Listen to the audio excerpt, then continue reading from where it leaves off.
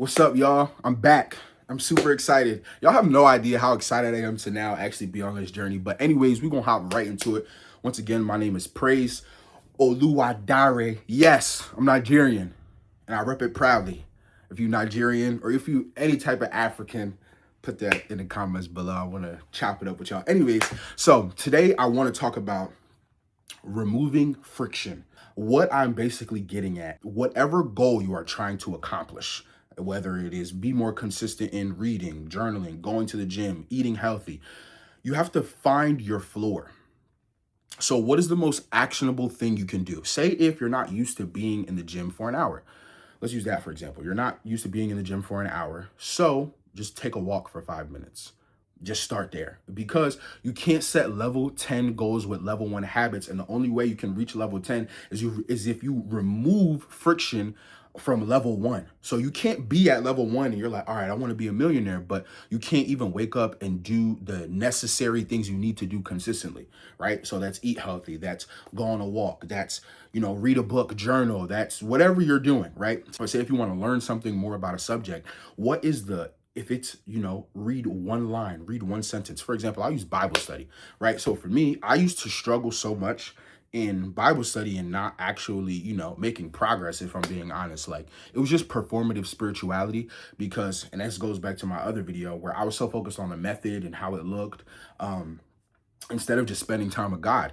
But this is where it all changed to where I was like, okay, how can I make this not easier for me, but just effortless, right? So where I'm not there and my brain is going crazy. Like I was like, how can I make Bible study not a task? So this is what I ended up doing. I was like, okay, what is something that I could do every day for at least 5 minutes? I was like, I could read a verse, right? I could read a verse or a section, right? I could do that every day and I can journal. So now my Bible studies are reading and writing in my journal Bible. And then if I have more notes, I just write in my journal. And I will literally either set a timer for 5 to 10 minutes or I'll sit there at 6 p.m.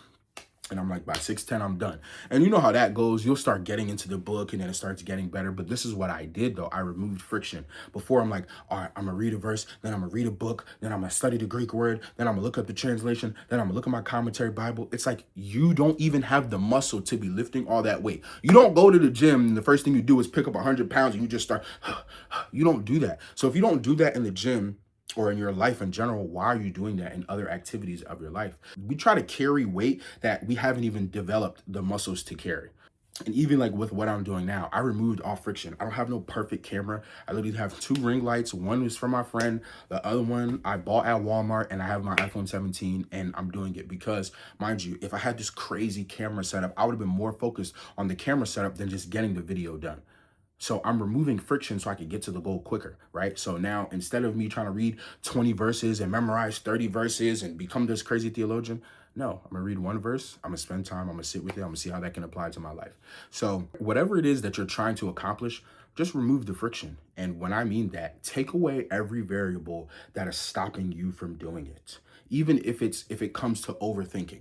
Overthinking is one of the biggest ways that you can create friction to where, oh my God, it's not good enough, or it's too short, it's too small. And I realized obviously some things you'll feel resistance in, right? Your emotions, all the other things of that nature. But one thing that I realized especially from my mentor and like the top 1%ers, the habits that they have, they make sure like it's the floor, it's the foundation, it's the base of what they're doing. Like this one guy I was listening to, he said taking a 10-minute walk and being in the gym for an hour has the same value to him because when he was first starting to work out, that 10-minute walk did more for him than him trying to force himself to be in the gym for an hour. So the same thing for you. Whatever you're trying to do, try to remove all of that friction because you are not getting or not accomplishing or not making any progress because you're so worried about all these different things you have to do when nobody ever asked you to do that.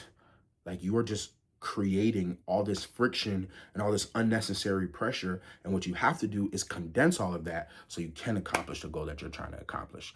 Other than that, that's all I got for y'all today. My name is Praise once again, and thank y'all for tuning in. And I will see you guys in the next one. Peace.